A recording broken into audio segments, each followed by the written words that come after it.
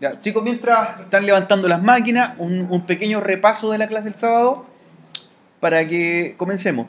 La topología en la que estamos trabajando es literalmente hay que levantar todo lo que son todos los máquinas, servidores, todos los routers, con el que no vamos a utilizar por el momento el servidor DNS, ¿cierto? Mientras no tengamos creados los dominios no lo vamos a ocupar. Pero sí es importante que el cliente, ¿cierto?, llegue hacia los servidores que ya están configurados como LAN.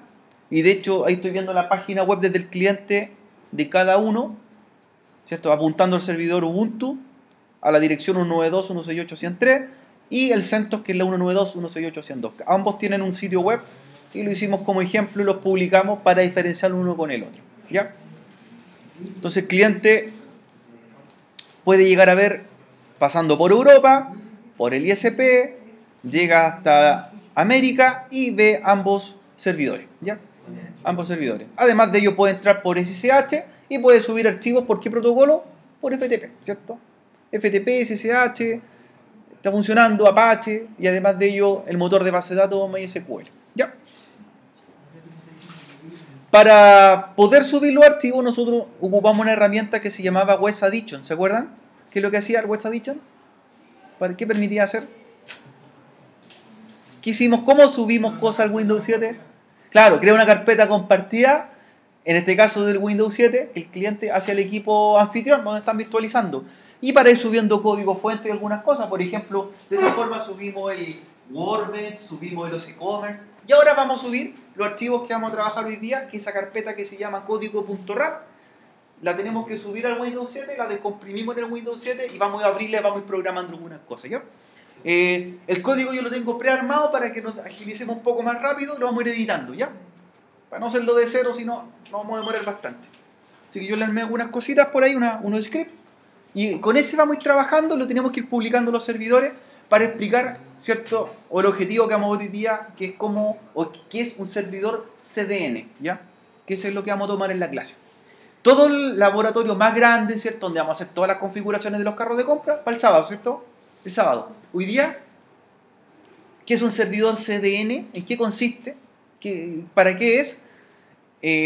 Trabajar con metadatos y hacer posicionamiento. Eso es lo que corresponde hoy día, ¿ya? Sábado, carros de compra, servidores DNS. Y seguridad en los carros de compra, ¿cierto? Seguridad.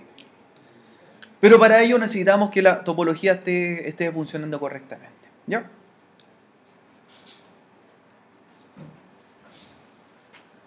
Entonces, para ir avanzando y también viendo en el video, el archivo que le envía el correo a todos, código.rar, lo tienen que subir al Windows 7 como una carpeta compartida, ¿cierto? En el Windows 7 editamos y luego a cada uno de los servidores Linux.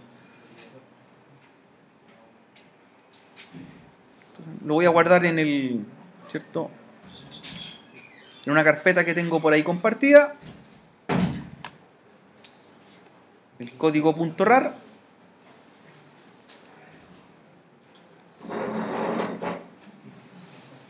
Lo veo en el Windows 7 y ahí está el archivo que saqué del correo. Entonces, esa carpeta, por favor, llevarla al Windows 7 y en el mismo Windows 7 descomprimir y sacar los archivos que están adentro para que lo editemos y trabajemos con ello.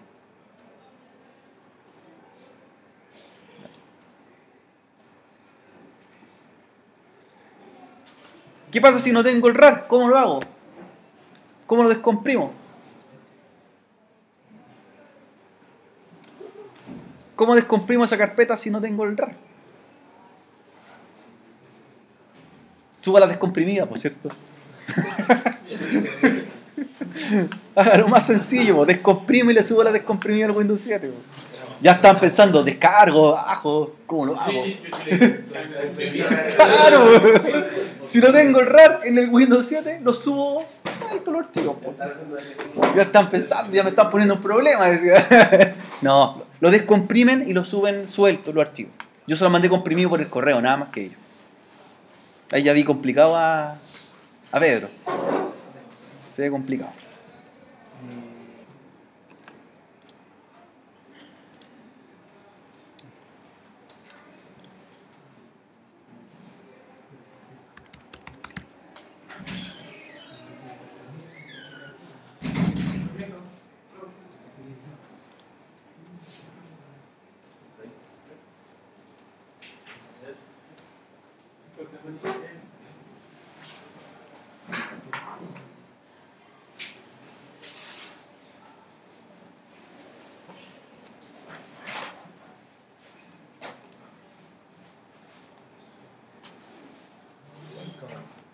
Entonces lo descomprimen y suben descomprimidos los archivos. Son 4 archivos. Un archivo se llama home HTML, el otro es un index HTML, el otro se llama robots.txt y el otro sitemap.xml. Son 4 archivos que lo vamos a configurar. Así que los suben al Windows 7. Vamos a explicar en qué consiste lo que le escribí por ahí, un CDN. ¿Qué es un CDN? ¿Para qué es un CDN? ¿Qué es el rol? Primero, para entrar en contexto, CDN significa distribución de contenido de red. ¿Y qué función cumple? ¿Cómo se hace? En este caso, para nosotros, imagínense el siguiente contexto. Tenemos 2 servidores, un servidor CentOS, un servidor Ubuntu, y vamos a elegir uno para poder construir en la próxima clase un carro de compra, donde va a haber mucho código fuente que quizás es confidencial, ¿cierto?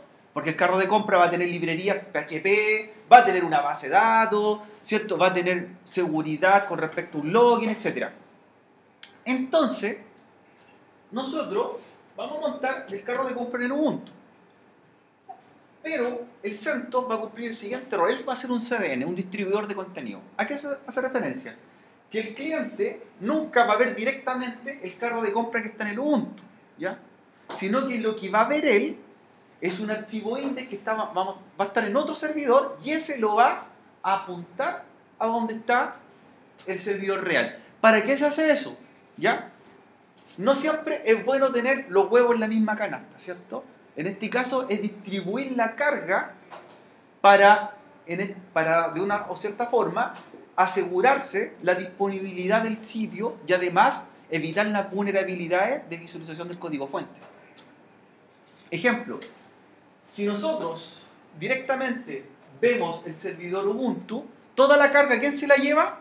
El servidor Ubuntu. Y no solamente un cliente va a estar viendo la página, van a haber 100 o 500 clientes. Y puede ser que dentro de una vulnerabilidad quizá dejamos un permiso y ese permiso podría hacer que puedo ver el código fuente del sitio, ¿cierto? Y un usuario astuto que empieza a ver que tengo el permiso 777 podría modificarme un archivo, ¿cierto? Pero ¿qué pasa si el usuario nunca sabe que aquí está montado el servidor web y él cree que está montado acá? Estamos haciendo una pequeña distracción. Eso es el rol que cumple un servidor CDN. Es decir, simular que él tiene el sitio completo con el código fuente, siendo que está en otro lugar. ¿Ya? ¿Para qué también se ocupa? Cuando hay muchos usuarios conectados a un solo servidor, no solamente vamos a utilizar todos los recursos de su tarjeta de red, sino que también podríamos precargar contenido que es el más visitado constantemente. Ejemplo, ustedes cuando ven un video de YouTube, ¿ustedes creen que siempre lo ven en el mismo servidor al que están conectados? ¿O ese video ya está precargado en algún otro servidor? Ejemplo, de la página Facebook, ¿cuál es la que más se ve?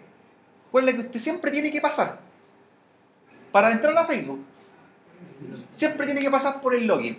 Entonces en el login, posiblemente van a haber 200 millones de usuarios conectados al mismo tiempo. Pero una vez que uno se loguea, ya esa página no la ve más, ¿cierto? Ahí empieza a ver su perfil u otro sitio. Pero por el login todos tienen que pasar. Para nosotros es un portal por el que tenemos que entrar siempre. En este caso, en el CDN va a pasar lo mismo. El que vamos a ver siempre va a ser un archivo index que está montado en este servidor y él nos va a redireccionar al servidor correspondiente, ¿ya? Donde está el código fuente real. Por lo tanto, aquí no va a haber nada de código, todo va a estar almacenado acá. Por eso les quise poner también un gráfico para que lo vamos interpretando, vamos viendo un poco mejor a qué corresponde lo que es el CDN, ¿ya?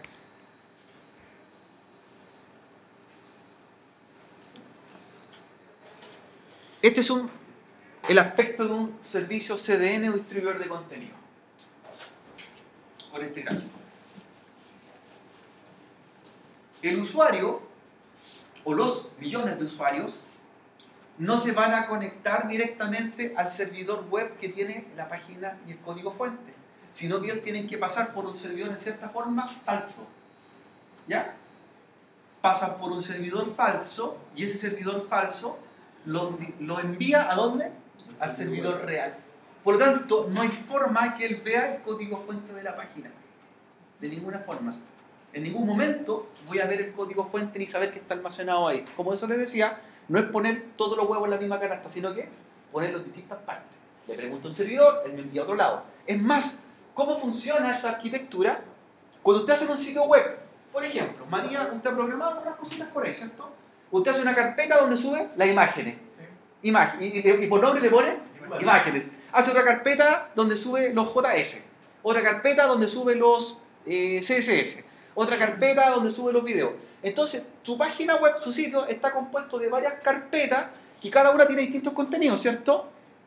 Uno con los JS, otro quizás con los PHP, ¿ya? Los va ordenando.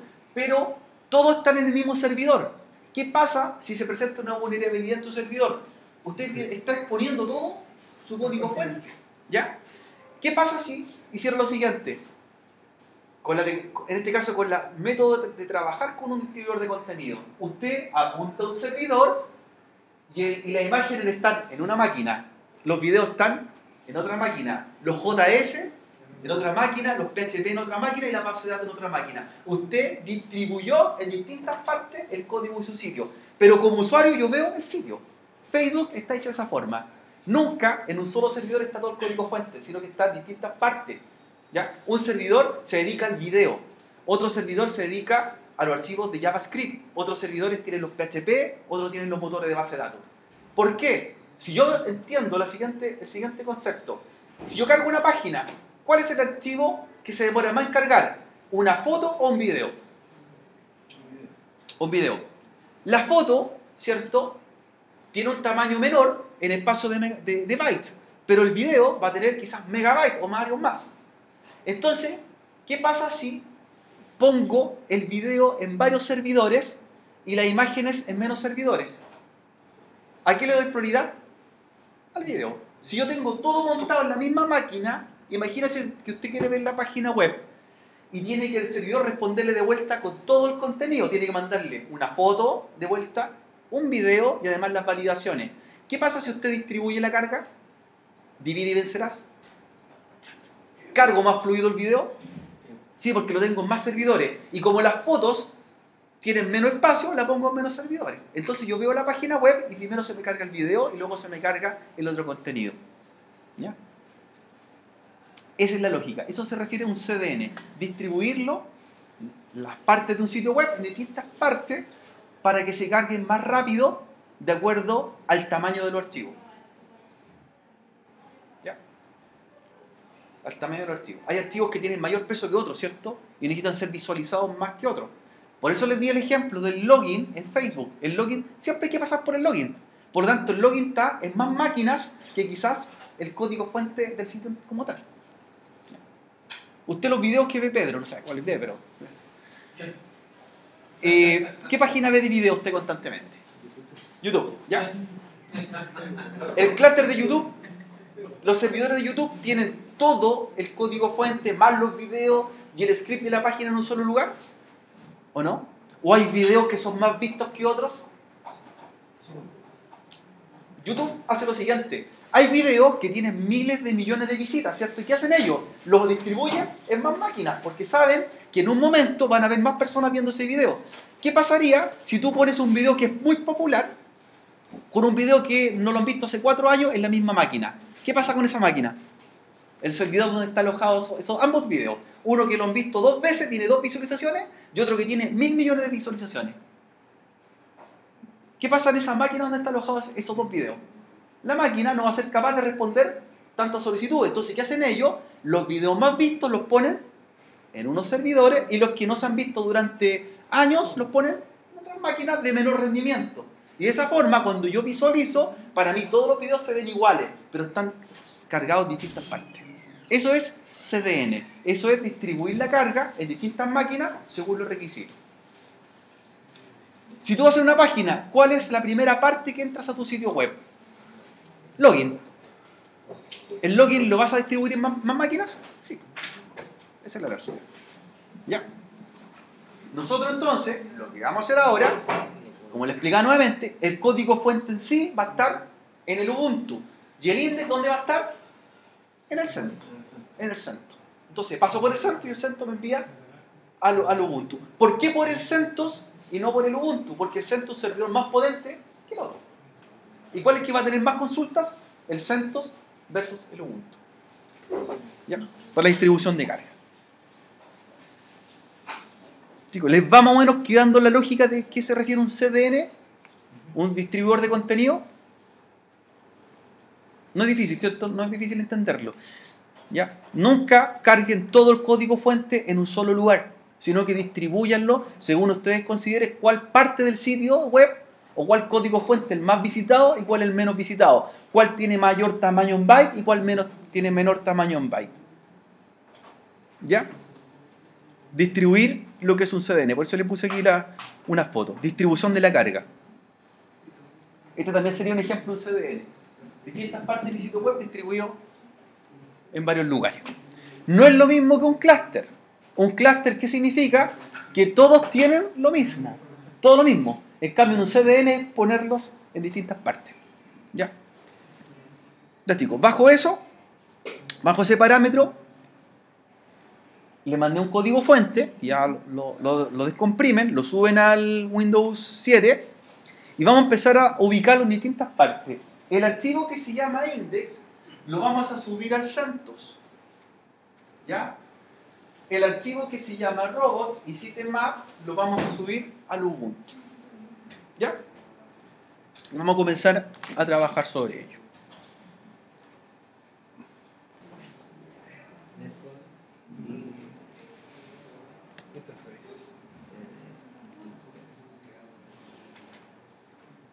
O haces la raíz con el sudo y le doy directamente el archivo. Ahora la raíz. Ya, chicos, entonces el archivo index que les envié, el archivo index va a tener las siguientes características. Este archivo index, vamos a utilizar una línea de un metadato. ¿Qué son los metadatos? Los metadatos, ¿cierto?, son el código adicional que complementan un script, ¿cierto? Y esos metadatos pueden indicar fecha de creación de un archivo. ¿Qué más puede ser? El tamaño de un archivo, los permisos de un archivo, ¿ya?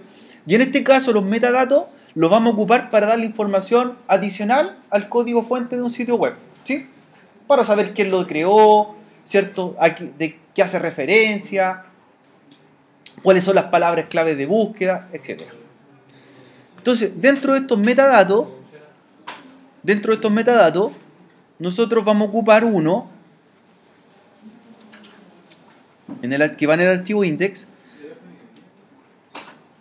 que va a indicar a dónde tiene que apuntar este index. Recuerden que este index va a estar alojado en el CentOS. Entonces lo que vamos a indicar es una ruta para que a los 0 segundos, es decir, yo me conecto al servidor CentOS y al 0 segundos me va a redireccionar al Ubuntu, donde va a estar el código fuente más adelante en nuestro carro de compra. Entonces, el metadato, ¿cierto?, que estamos aplicando en este archivo index, va a ocupar una función que se llama refresh, que se va a cambiar a los cuantos segundos, a los 0, y me va a apuntar a una URL. Entonces, en esta URL, nosotros ahora le vamos a indicar la dirección del Ubuntu, la máquina donde está el Ubuntu. ¿Ya? ¿Cuál es la dirección del Ubuntu? ¿Cierto? Tenemos que indicarlo con el protocolo HTTP, la ruta.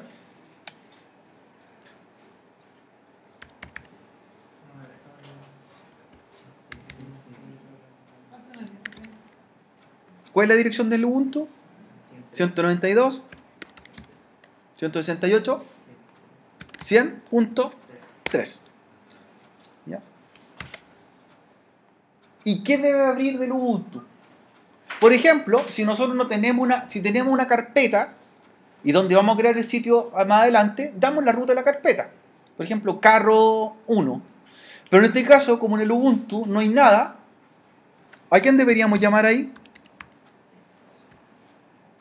al index.html que está corriendo en el Ubuntu. Entonces el metadato que vamos a agregar ahora es redireccionar hacia el servidor. A los 0 segundos, ¿cierto? El CentOS va a enviar al código fuente donde está el otro servidor. URL, http:// la dirección IP /index.html. ¿Por qué index.html? Porque está en la raíz del otro servidor, ¿cierto? Si fuera una carpeta, le indicamos la carpeta. ¿Ya? Entonces lo primero que vamos a ir haciendo en el archivo index.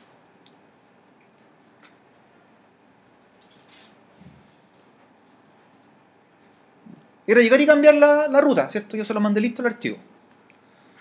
Entonces tenemos nuestro primer metadato. El segundo metadato que les puse de ejemplo, segundo metadato en el archivo index, hace una referencia a algo, ¿cierto? A una codificación que se llama la UTF-8. ¿Para qué estamos agregando ese metadato?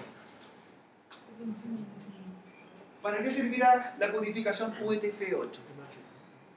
¿Qué pasa si nosotros, nuestro código fuente del sitio que va a estar corriendo en el Ubuntu, por ejemplo, usa caracteres especiales? O por ejemplo, la letra ñ, algo bien sencillo.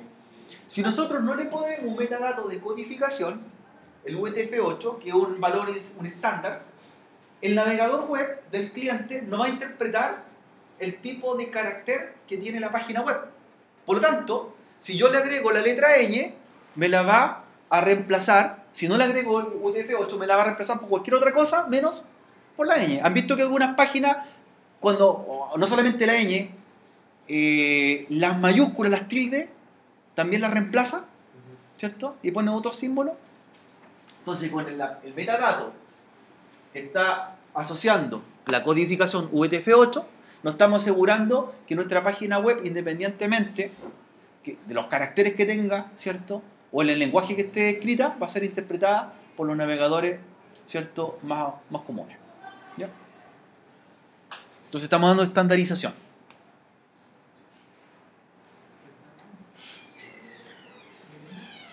Tercer metadato. Hay un tercer metadato que aparece en el listado que dice el description. ¿Ya? ¿Para qué se ocupa este metadato? El description es un metadato que se agrega para que cuando los motores de búsqueda hagan una indexación tengan una pequeña referencia de qué se trata el sitio web en el que está siendo visitado. ¿Ya? Ustedes han visto cuando abren Google y hacen una búsqueda cualquiera, abajo de los links de búsqueda aparece un texto en negrita, ¿cierto? Eso es el metadato description. ¿A quién beneficia? Yo como usuario, por ejemplo, ya teniendo esa descripción, sé de qué se trata el sitio y no tengo que entrar al link que me buscó Google para visualizarlo. ¿Ya? Entonces, en este caso, estamos agregando el metadato description y ponemos una pequeña referencia. Esa pequeña referencia soporta hasta 255 caracteres y un comentario para explicar, ¿cierto?, de qué se trata el sitio al usuario, sin que el usuario haga la visita completa. De esa forma, cualquier motor de búsqueda va a mostrar un resultado muy similar. ¿Qué pasa si nosotros no agregamos un description como metadato a un sitio? ¿Ya? El sitio va a funcionar igual, pero no somos indexados. Ojo con ello, ¿cierto? No estoy en el listado de los motores de búsqueda. Por lo tanto, en cierta forma soy invisible. ¿Ya? Soy invisible. Entonces, en este caso, hicimos un ejemplo de CDN a IEP 2018. El comentario, ¿cierto?, puede variar netamente para este ejercicio. ¿Ya?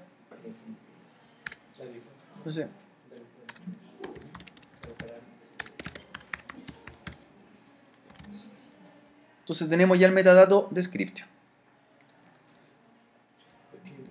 Y el último metadato, keywords o palabra clave. ¿Qué función cumple?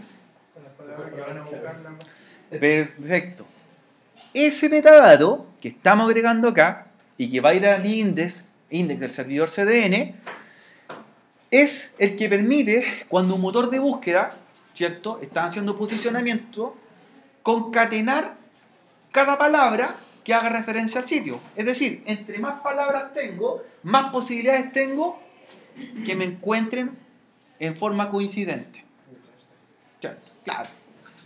Algo parecido a los hashtags que se hacen en Twitter. Entonces, los keywords acá, ¿qué representan? Si alguien, por ejemplo, en Google, esto ya lo voy a tener posicionado en un servidor CDN, y hago una búsqueda que diga, no sé, necesito realizar página de comercio electrónico en Chile. Por lo tanto, comercio electrónico y Chile son 3 coincidencias. Y eso efectúa que tengo más probabilidad de estar en los primeros lugares de la búsqueda o el barrido de búsqueda. Entre más palabras claves tengo, cuando un motor de búsqueda hace una revisión de un servidor CDN, más posibilidades tengo de estar en los primeros lugares de posicionamiento. ¿Qué pasa si usted no agrega los keywords? No tienen cómo encontrarlo. Claro, estoy invisible de cierta forma. Voy a aparecer quizás en los últimos lugares de la última página de Google. Entre más palabras pongo que hagan referencia al contenido de mi sitio, ¿cierto? Cuando hago una búsqueda, más posibilidades tengo de ser encontrado. ¿Ya? ¿Cuántas palabras se pueden agregar? Hasta 255 palabras, todas separadas por una coma. ¿Ya? Entonces ahí tenemos ya los metadatos principales para nosotros. Entonces tenemos el refresh que va a redireccionar al servidor real, ¿ya? Del CDN al servidor real. El UTF-8 que va a permitir que los caracteres se visualicen de buena forma en los navegadores de los clientes. El description, pequeño comentario de qué se trata nuestro sitio. Keywords, palabras claves para que me encuentren y aparezca en los primeros lugares de búsqueda. ¿Ya? Nada más. Una buena práctica de jóvenes es hacer un index de este tipo. Nada más. No se necesita más información. ¿Qué es lo que leen los motores de búsqueda? Esto. Leen los metadatos.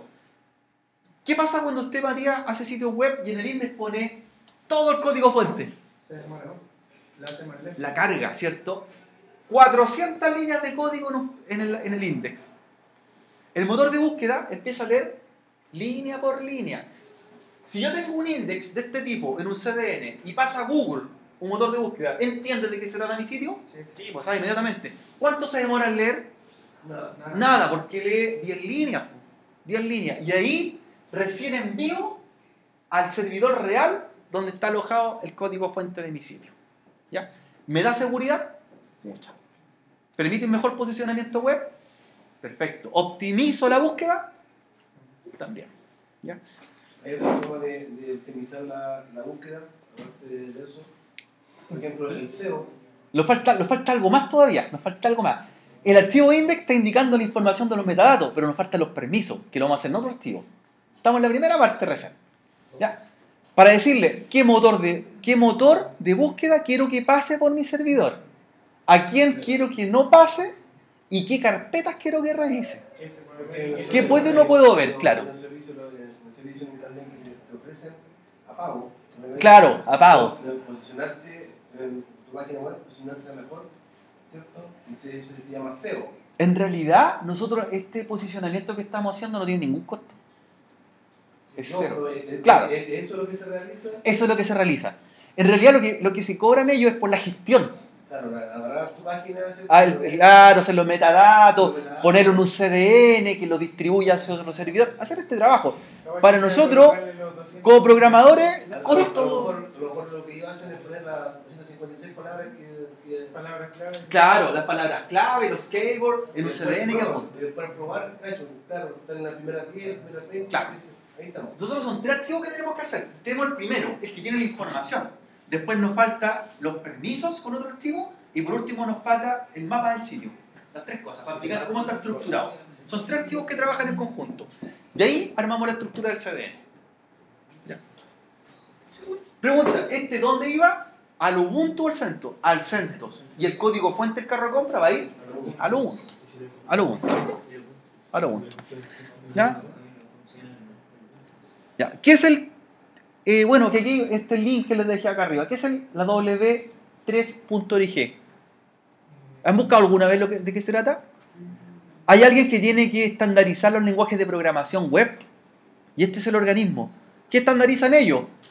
Las normas de cómo se programa en los lenguajes web. Por ejemplo, el HTML5, cómo funcionan las hojas de estilo, cuáles son las nuevas versiones que van saliendo, etc. Tiene que ser estandarizado. Si yo hago un sitio, ¿cierto?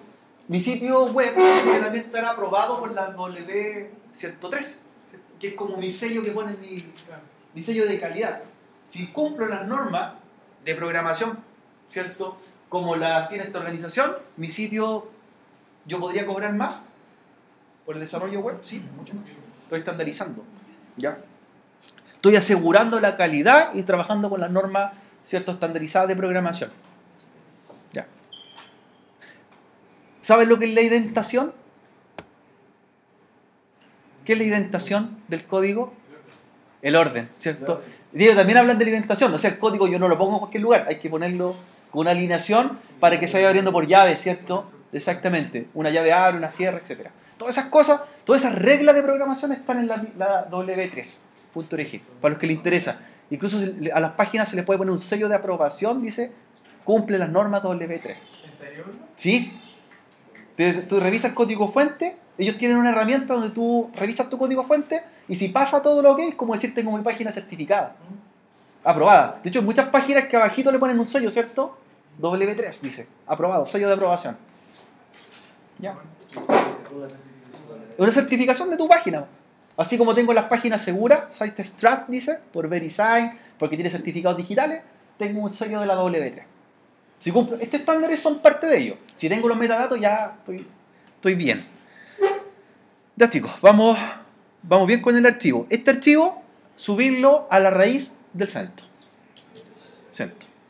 El index ya como lo tenemos.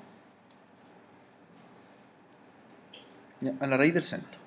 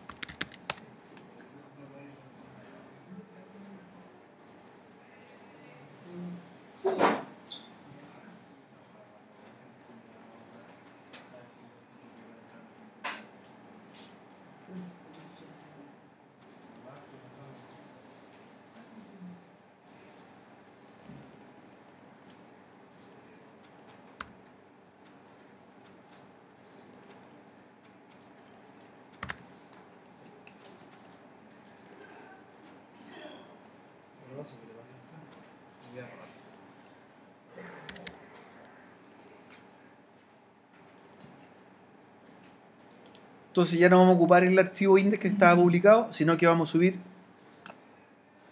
el nuevo index.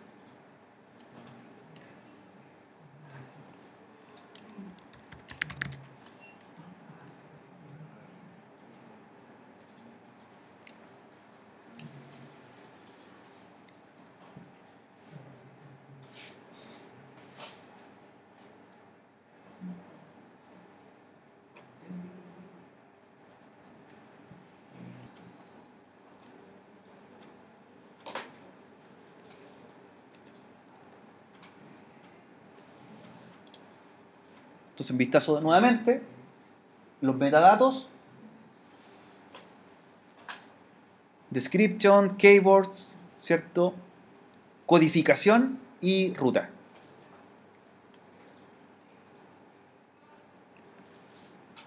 Eso es lo primero. Nada más.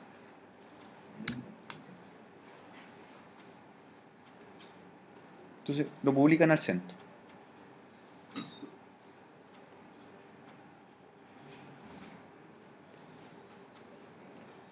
¿Ya? Vamos a ir viendo. Vamos a ir viendo. Me llegan notificaciones como eso puede comentar. ¿Cómo debería funcionar esto? De la siguiente forma. Al que vamos a apuntar ahora es al centro, ¿cierto? IP 192.168.100.2. Enter. ¿Y a quién me envía? Redirecciona inmediatamente a la IP.3 al archivo index.html. Entonces nosotros por el CentOS pasamos simplemente. Hacemos la carga del sitio y él nos reenvía a donde está el código fuente oficial. ¿Ya? Nuevamente repito. 192.168.100.2 y me envía al Ubuntu. Al Ubuntu. Hace el reenvío, ¿cierto? Redireccionamiento. En ese lapso que para nosotros es casi imperceptible, los motores de búsqueda leen la información del index, ¿cierto? Leen lo que hay. Ya saben de qué se trata el sitio, saben cuáles son su descripción, sus metadatos, ¿ya? Para tener un listado, ¿cierto?, de parámetros a registrarlos y después en las búsquedas tener una referencia. Ya, esa es la primera parte. ¿Qué nos faltaría ahora? ¿Qué viene? De esta forma, lo único que estamos dando información, pero no estamos diciendo quién va a leer esa información. ¿Cuántos motores de búsqueda son aproximadamente los estándares que hoy día hay en el mundo de los sitios web? Aparte de Google, ¿cierto? Hay varios más. Varios más. Recuerden que ahora viene la privacidad de la información en el servidor Ubuntu. ¿Ya?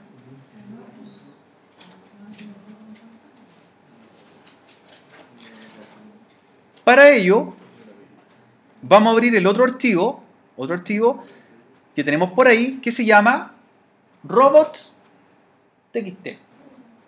Lo vamos a editar. ¿Qué es un archivo robot? Un archivo robot. ¿Qué función cumple el archivo robot? Primero, el archivo robot va a ir al servidor Ubuntu.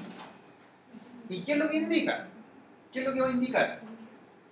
¿Qué permisos o qué carpetas del servidor Ubuntu yo quiero hacer públicas? ¿Y qué motores de búsqueda quiero que pasen a revisar?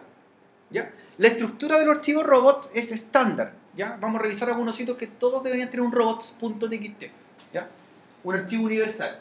La primera línea del archivo robot, le dice user agents, los agents hacen referencia a qué araña o spider de motor de búsqueda quiero que pase. ¿Qué es un spider? Es un algoritmo que utiliza los motores de búsqueda que pasan a revisar los directorios que tiene un servidor web.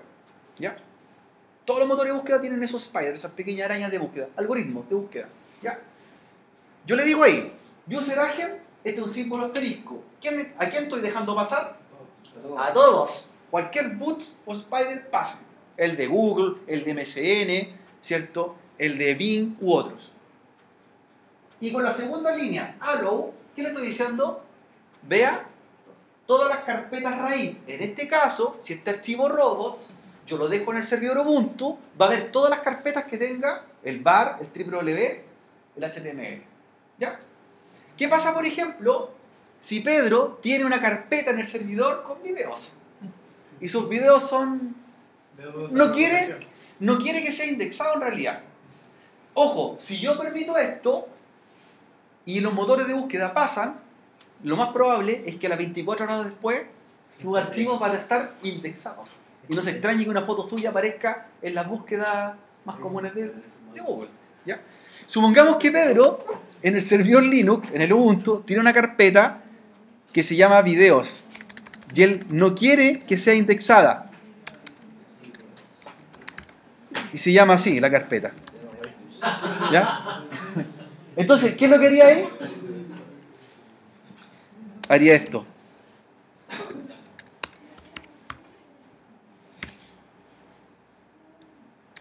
¿Qué es lo que estamos diciendo ahí?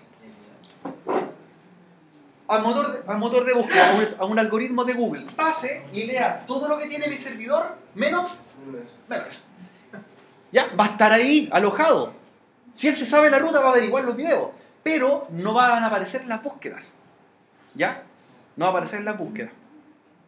Yo puedo dejar con allow o con Denny jugar con los permisos de lectura, ¿cierto?, de mis archivos o mi directorio en un servidor.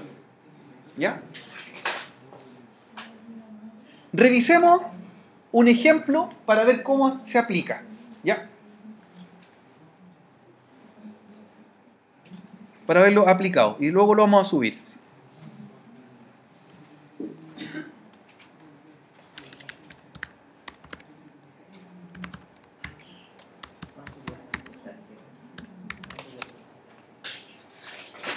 Miren, este es el sitio, paris.cl, y en la carpeta raíz, lo más probable es que sea un servidor Linux, también tienen publicado su archivo robots.txt. Pero los desarrolladores, ¿qué hicieron acá? Ese archivo robots.txt lo personalizaron. ¿Qué es lo que están indicando ahí? Que quizás, miren, hicieron para cada motor de búsqueda una prioridad distinta. Y eso no debe extrañar que quizás usted haga una búsqueda de un sitio en Google, le muestran resultados y hace la misma búsqueda en Yahoo y el resultado es distinto. Lo que me estoy dando cuenta acá es que para otros motores de búsqueda, fíjense lo que hicieron. No son encontrados, pero sí al Spider o Boots de Google. Y como tienen carpetas que quizás tienen código fuente importante, ¿qué es lo que hicieron? Por ejemplo, Ajax, ahí dice, la carpeta que tiene Ajax, no solamente denegar, porque el denegar significa que está ahí, la ve, pero no pasa. ¿Qué es lo que hicieron? Disalo. Ahí ni siquiera paso, no la veo, soy invisible. Entonces, todas las carpetas con el código fuente no van a ser visibles para Google. ¿Ya?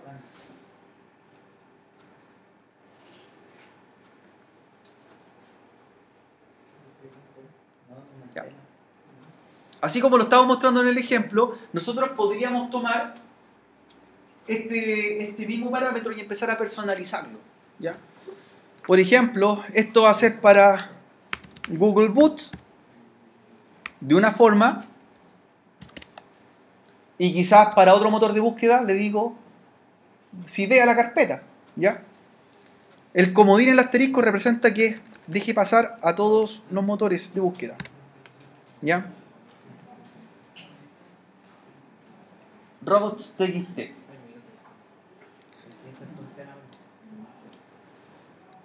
Revisemos otro y vamos dando su opinión.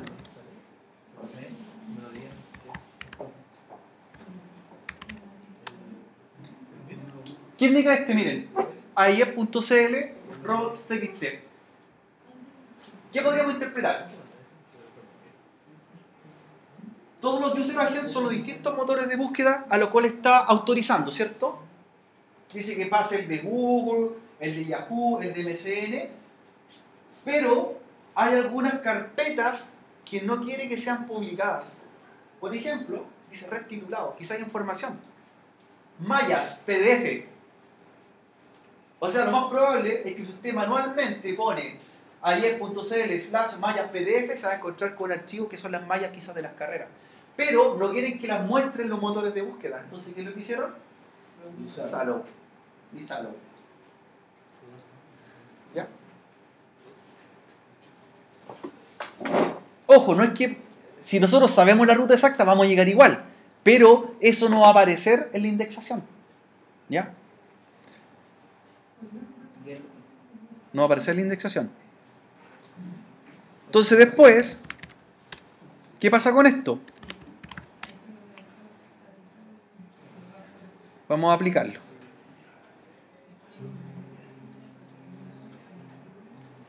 Los motores de búsqueda, cuando pasan, me van a mostrar cierta información. ¿Qué es esta información que está en gris? ¿Qué vendría siendo el metadato? Ese sería el description. El description. ¿Ya? Todos son los description.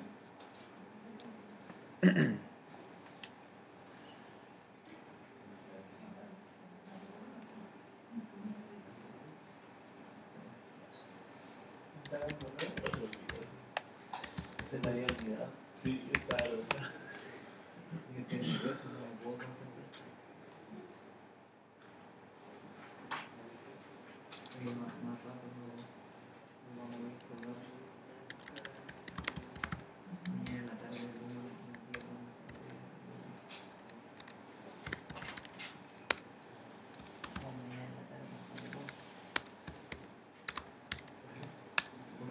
Entonces, para esto es después.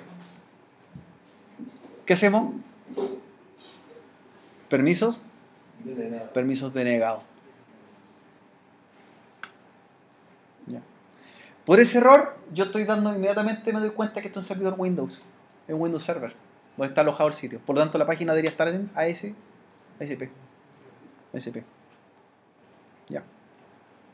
Entonces ya tenemos un poco de trabajar con la seguridad con respecto a nuestro sitio. A quién queremos mostrarlo y a quién no, ¿cierto? ¿Ya?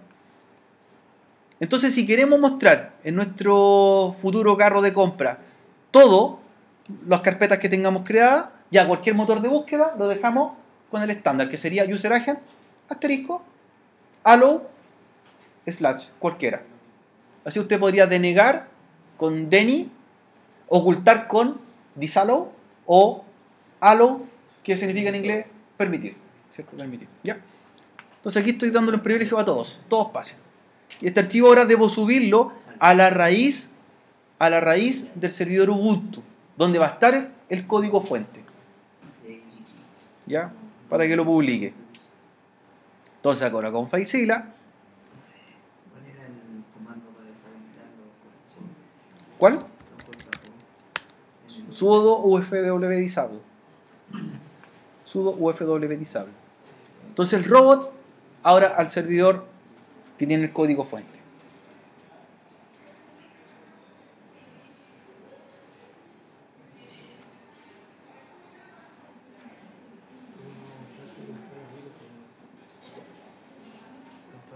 Si esta cuestión no, ni siquiera prende ni también.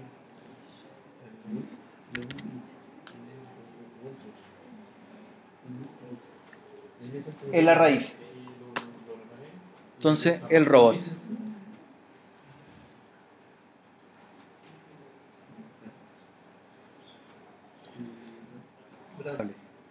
En la raíz. Matías, ¿bien? ¿Había usado los robots antes? O más o menos había entendido para qué funcionaba, ¿cierto? Ya. Ya. Tenemos dos cosas. Tenemos los metadatos, tenemos robots, pero ahora nos falta algo más. Algo más. Un tercer archivo. El sitemap, mapa de sitio. ¿Qué función cumple el mapa de sitio? ¿Ya? Es un archivo que está hecho en lenguaje XML, ¿cierto? Que permite almacenar datos en forma temporal y le va a indicar a los motores de búsqueda, a los cuales ya le dimos permiso con los robots, permisos, ya le indicamos la información con los metadatos en el index. El sitemap va a indicar cuándo quiero que pasen a visitarme, ¿ya? Los periodos o lapsos de tiempo. Si nosotros solamente subimos el robot y el index, vamos a publicar un sitio, pero quizás el motor de búsqueda pase una sola vez, pues nunca más va a pasar. Y eso ustedes se pueden dar cuenta. De repente han hecho búsquedas en Google y de repente encuentran la información que necesitan. Pinchan y dicen, sitio ya no existe. ¿Ya?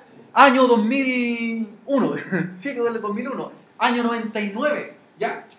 Probablemente los programadores no crearon el sitemap. El sitemap nosotros le podemos decir lo siguiente. Pase todos los días a Google, ¿cierto? A cierta hora para ver los contenidos de mi sitio y publicar nueva información. Ya. Si yo tengo un sitio que es un portal, como Terra, ¿cada cuánto lapso debería pasar Google a visitarme? Por lo menos en la mayor cantidad de veces posible, porque la información del portal está cambiando constantemente. ¿Para qué es? Para esto, miren. Para eso, exactamente. Vamos a hacer el siguiente ejemplo. Por ejemplo, vamos a ver el de Radio Bio Bio. Una noticia. Radio Bio Bio. Terra creo que también tiene.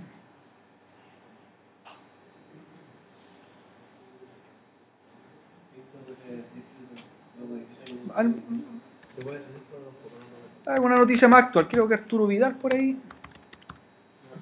Barcelona, ya. Vamos. Esto sí. Para esto. ¿Se han fijado que en muchos portales aparece noticias de 7 horas, 2 horas, 1 minuto? Incendio en Curicó, 3 minutos, 2 minutos. Si nosotros no hacemos un sitemap y no le indicamos a Google que pase a vernos, nunca notan los cambios, ¿cierto? Si nosotros le decimos pase cada 1 hora, cada una hora va a pasar y los cambios nuevos los va a ir publicando en la búsqueda, actualizando. De hecho, por eso los sitios más visitados, los portales, que son, por ejemplo, de tipo horizontal, deben tener un sitemap que indique que pasen los lapsos de tiempo menores posibles. Si nuestra página no muestra información constante y no va cambiando, yo le voy indicando que los lapsos de tiempo sean, bueno, pase una vez a la semana, pase una vez al año, ¿cierto? Pase cada ciertos meses. Pero debo indicarle cuándo deben pasar, ¿ya? El problema que puede ocurrir, si yo les digo, pasen constantemente a visitarme, ¿qué puede causar en el servidor eso? Más que ello, ojo, Google va a pasar, va a revisar tu contenido y va a traer esa información de vuelta. Y si está pasando constantemente un motor de búsqueda más otros más, ¿qué pasa en la tarjeta de red? Por cada visita que me haga Google a mí, está ocupando 2 megabytes de ancho de banda. Y si está pasando Google, está pasando MSN, Bing y otros más, están ocupando ancho de banda en mi tarjeta de red. Entonces mi sitio se va a ver, en cierta forma, como dice usted, colapsado por usuarios conectados. ¿Ya? Entonces hay que tener cuidado con ello. Entonces para ello, ¿Y para eso cuál sería la solución, profe? distribuirlo o cambiar el periodo de tiempo de las visitas de los motores de búsqueda. Porque mi sitio quizás nadie lo va a ver, pero pasaron los motores de búsqueda a verme. Entonces ya son usuarios que... Cambiar el tiempo al motor. Los lapsos quizás.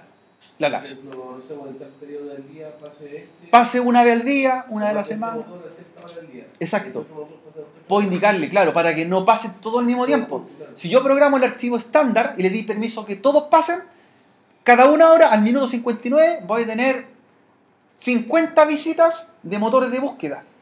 Y cada visita son 2 megabytes de ancho de banda. Y mi tarjeta tiene 100 megas. ¿Qué pasa en ese minuto? Mi sitio no está disponible para que los usuarios puedan entrar. Porque están los motores de búsqueda sacando información para mostrar. ¿Ya? Para ello, jóvenes, se trabaja con un archivo, que ahí lo tenemos, que se llama sitemap. Y la extensión XML. Ustedes vieron el lenguaje XML, ¿cierto? El lenguaje de marcación XML tiene un objetivo, el XML. Almacena información temporal sin que esté en una base de datos. O sea, si yo quiero guardar un parámetro, lo puedo guardar ahí, mientras está en uso, sin almacenarse en algún lugar. Entonces, para ello,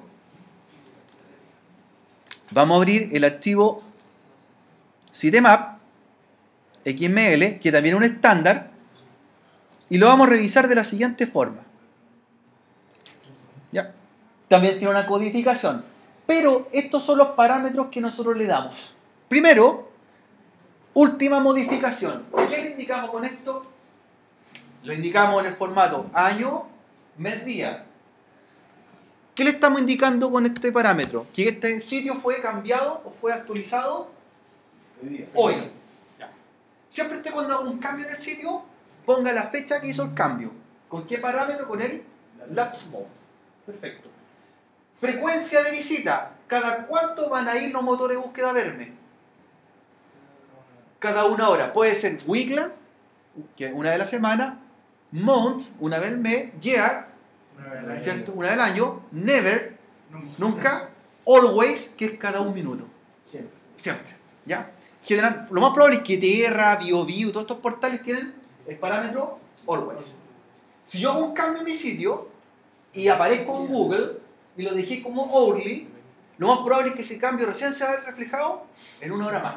Recién ahí va a aparecer como una noticia nueva o una foto nueva que puse. Cuando no hago estos metadatos en los sitemaps, Google pasó una vez por mi sitio y él creyó que ese era el contenido del sitio y lo llevó a la búsqueda. Después, cuando usted quiera ver esa página, quizás ya ni siquiera está disponible. Quizás bajaron el servidor o borraron hasta la foto, ¿cierto? Archivo no encontrado. Vamos a probar. ¿Ya? Y la prioridad le damos el valor 1.0, que es la más alta. La más baja es la 0.0. ¿Ya? Y así comienzan. 0.1, 0, hasta el 0.9, y cuando llega al 0.9, 1.0. ¿Qué significa la prioridad? ¿Para qué es? Y esto tiene que ver mucho con el SEO que me dijo hace un rato atrás, para que vamos haciendo el spoiler. Si yo tengo dos clientes, yo soy una empresa de hosting y tengo dos clientes, Pero un cliente me paga más lucas para estar en primer lugar y los dos clientes son del mismo rubro, por ejemplo. Mis clientes son Coca-Cola y Pepsi. Y a mi Pepsi me paga 1 millón de pesos. Pero Coca-Cola me paga 3 millones de pesos por posicionamiento. ¿A quién le doy la prioridad más alta? A la que paga más, al cliente que paga más. ¿Qué significa con ello? Que, por ejemplo, al sitio Coca-Cola le pongo prioridad 1.0. Ya al de Pepsi le pongo 0.9. ¿Cuál es el sitio que siempre van a ir a visitar primero los motores de búsqueda? Al que tiene la prioridad más alta, al 1.0. 1.0 que empieza de 0.0, 0.1, 0.2, 0.3, 0.9, 1.0. Entre más alta el número de prioridad, ¿cierto? Le estoy dando una distinción, a este caso al sitio, para que sea más prioritario que el otro. Sumando el 1-0 y ingresar las palabras correctas en la... ¿Y eso qué permite hacer? Posicionarlo. Posicionamiento. ¿Ya? Entonces, con estas cosas bien sencillas, uno las puede hacer. Si nosotros tenemos más de un sitio corriendo en un servidor web, yo le doy a los sitemaps distintos valores, ¿por cierto? Porque quizás mi servidor web puede tener 4 o 5 carros de compra. ¿Sí? Y a cada uno le voy dando prioridades distintas. Según lo que pague, obviamente. Eso es el SEO, eso es el posicionamiento. Entonces, con estos valores nosotros empezamos a jugar, pues.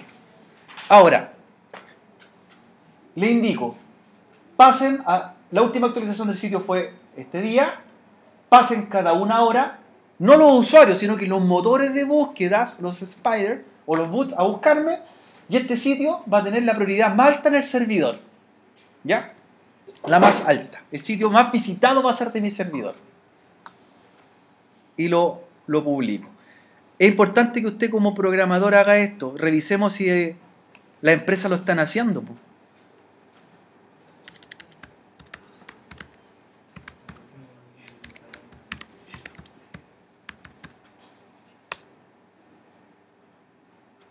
Y ahí está. Por ejemplo, entré a paris.cl, vemos el archivo sitemap que desarrollaron, y ahí está la información.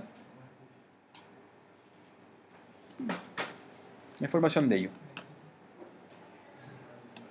Ahí obtendrá. ¿Qué dice?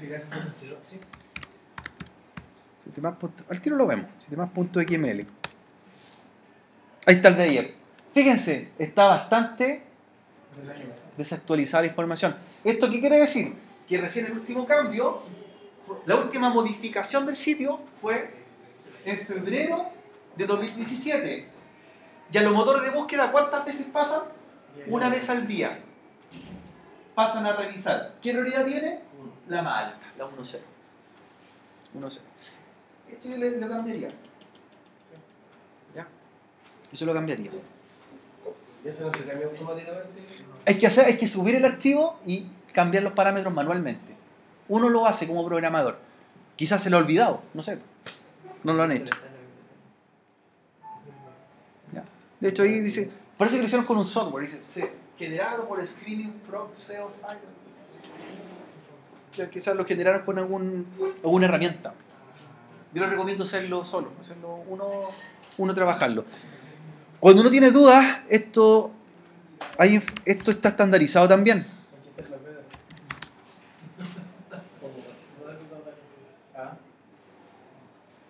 Ya. Hablando de dudas, me llamaron.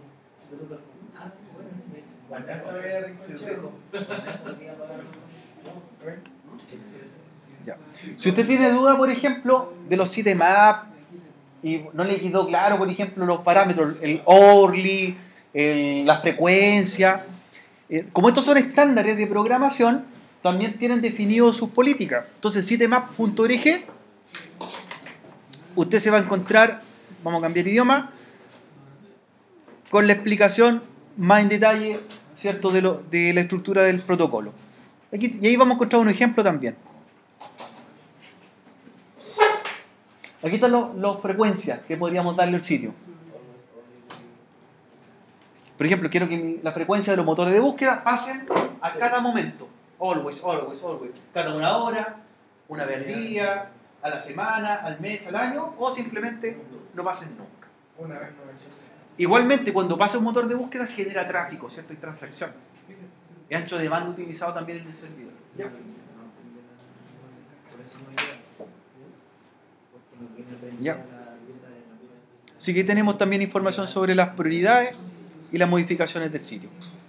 Recién ahí, teniendo el robots.txt, teniendo los metadatos en el index y teniendo el sitemap, estamos ya publicados y siendo ya visibles para el resto del mundo. ¿Dónde sale lo que usted decía abajo que decía del W3? Ah, aquí está, pues miren.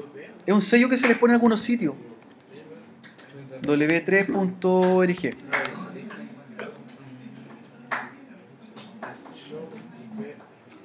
Que es ellos certifican el código fuente de un sitio que cumpla, que tenga los sitemaps correctos, que tenga los robots correctos, que cumpla los estándares de programación de acuerdo al lenguaje y generan un banner que se le pone al sitio web y lo autentifican. Es como una certificación, ¿cierto? Como un diploma que cumple todos los estándares. ¿La que manda más, digamos? Esa es la que manda más con respecto a la programación. Y los otros mandan con respecto a las búsquedas, al SEO. ¿Cómo se hace para poder obtener esa? No, sí, eso tiene que cumplir con todo. Cumplir los estándares, son estándares que ya hay, po. Y después te metí ahí, Sí, po. ¿cierto? Y la- De diferentes estándares. Para commerce, para datos, para pago. Y ellos te autentifican después. Eso es después que hay que mandar un, no sé, que ahora hay que mandar un correo. Sí, le manda el código y ellos con herramientas le revisan el código.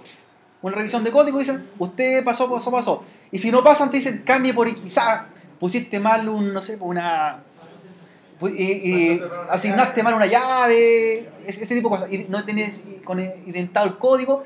Y cuando tú solucionas el error, ellos te mandan el link con un número, te dice, es como un código, te dice usted autentifique su página y cumple todos los estándares de calidad. Y tú lo pones al final de tu sitio web. ¿Ya? Los estándares están acá, po. Están ahí para trabajarlo. Estaba del último. Sí.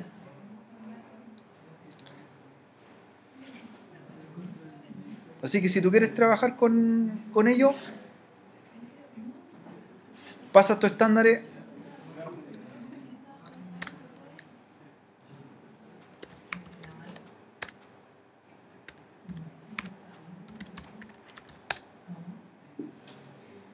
Te ponen unos logotipos. Sobre todo, que cumpla estas normas.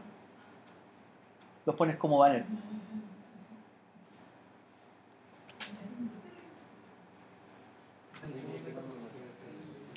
Por ejemplo, Matías, tú quieres hacer un carro de compra y quieres generar transacciones con el servicio de impuesto interno para hacer facturación electrónica. Tu sitio sí o sí tiene que cumplir con las normas de la W3, porque el servicio de impuesto interno te va a decir que tu código fuente tiene que estar de tal forma, tu conector tiene que estar de tal forma para poder validarte a ti con un certificado digital. Tiene que estar certificado, claro. No es hacer un sitio así como creemos, sino que tienes que cumplir estándares. Obviamente tú como programador modificas cosas, ocupas herramientas, pero tienes que seguir ciertas reglas. ¿Ya? No es llegar y pegar código, hay que cumplir, sobre todo en estos tipos de instituciones. ¿Ya?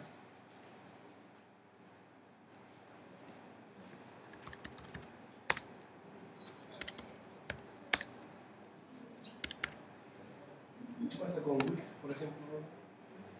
Es que Wix en realidad podríamos decir que es una herramienta, un framework, que en realidad igual ya está cumpliendo las normas, o sea, ellos ya le ponen los sellos, porque uno ocupa librería hecha. O sea, entonces, Wix, ellos WordPress. están certificados sí o sí. Claro.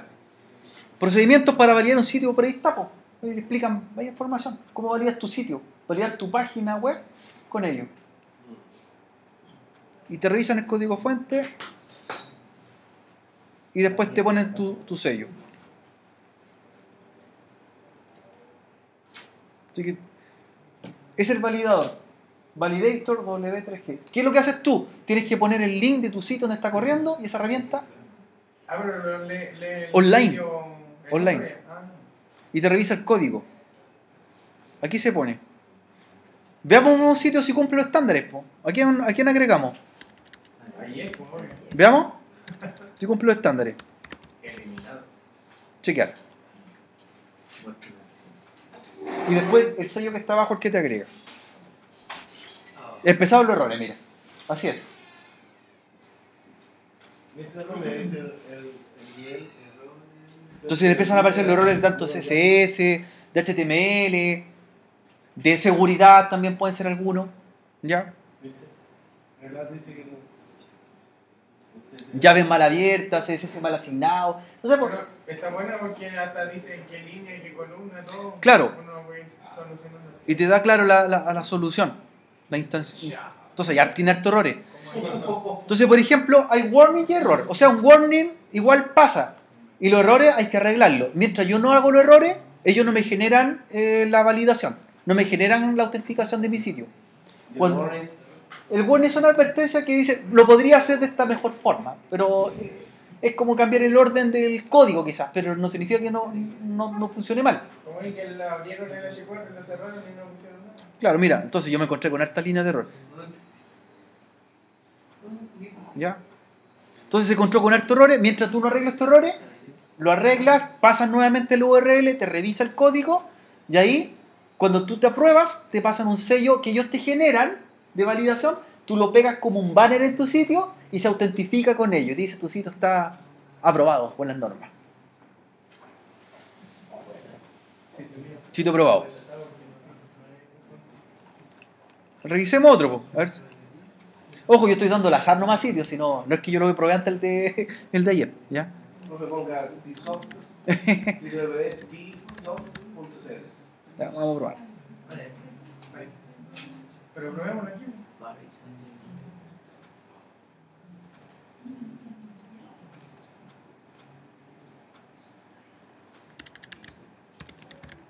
Vamos a probar el sitio de París. Ya no es que tenga nada comercial con la empresa, pero validator.w3org. Y tiene. No es tanto, mira. Tiene dos errores. En realidad, un error. Un error. Ya en un metadato tiene por ahí una advertencia que quizá es por el tamaño como se va a mostrar, ¿cierto?, en pantalla. El error lo encontró acá. Quizá compatibilidad con algún tipo de navegador. Actualizarlo quizás para un browser. Entonces, mientras no solucionen ese error, pasa. ¿Ya? ¿Cuál me decía usted que lo revisáramos? Tengo 3 errores y un warning. Para una imagen, otra imagen y otra imagen. ¿Una imagen? Hay que validar.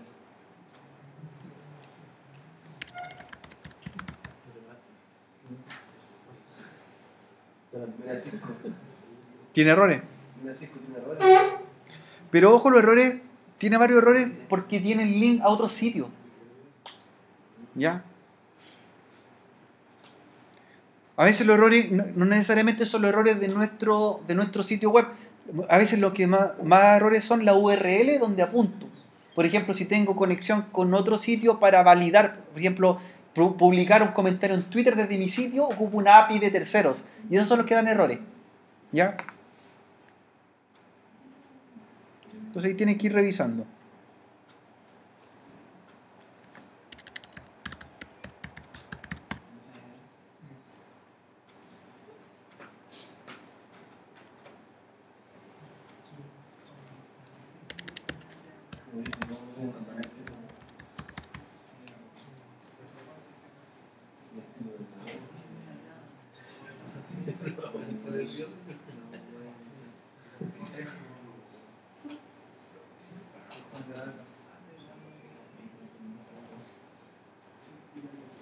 Este es el sello que le ponen, no sé si alcanzan a ver acá.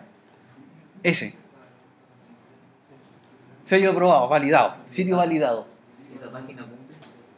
Claro, después tú pasas y dices cero error, o sea, No, completo. pero esa página cumple. La que revisa. Sí, pues. Ellos te generan después este código. Ojo, no hay costo, no hay pago por esto, no hay pago por validar tu sitio, pero entre un sitio validado o no, le da un plus diferente como desarrollador.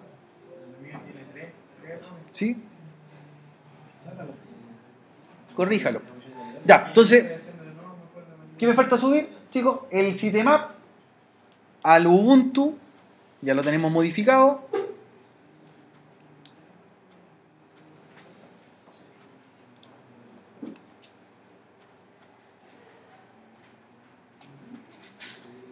y vamos a revisar si se puede publicar o aparecen ya las rutas necesarias.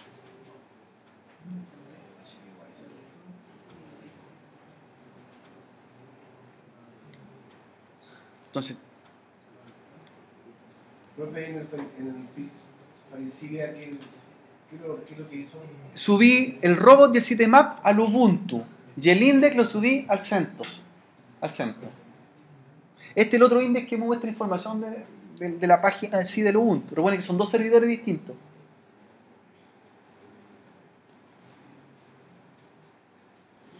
Entonces voy a acceder al sitio. La IP es la del CentOS, 100.3. Perdón, la 100.2. Y me va a redireccionar al Ubuntu. Ahí está la redirección. ¿Ya? Me cambió la ruta. Y debería mostrarme las dos cosas. El robots.txt. ¿Ya? Este servidor que está dejando pasar a cualquier motor de búsqueda y que vea Todo. cualquier directorio. Y vamos a revisar también el sitemap. Sitemap.xml. Ahí está la información del sitemap del sitio que vamos a construir después. ¿Ya? Fue modificado hoy día. Ya van a pasar cada una hora los motores de búsqueda a verme y tiene la mayor prioridad en ese servidor. ¿Ya? Si tengo dos sitios, les voy cambiando prioridades. Ahí tendríamos la estructura. En resumen, globalmente, esto es lo que se trata un CDN y lo que es hacer posicionamiento. Nada más. Nada más. Ya. El cliente llegó a ver o pasó primero por el CentOS lo redireccionó al Ubuntu y en el Ubuntu va a estar el código fuente y todo, ¿cierto? El sitio web oficial. Y estaríamos validados y cumpliendo los estándares de programación al mismo tiempo y permisos necesarios. ¿Ya? ¿Lo había visto de esa forma, más o menos, Pedro? Sí, más o menos. ¿Sí? Entonces estaríamos Si cumpliendo. uno arregla los errores y la coloca de nuevo, va a tener... Te valida, claro. Pasas, te validas y tu sitio ya está aprobado con ese sello oficial.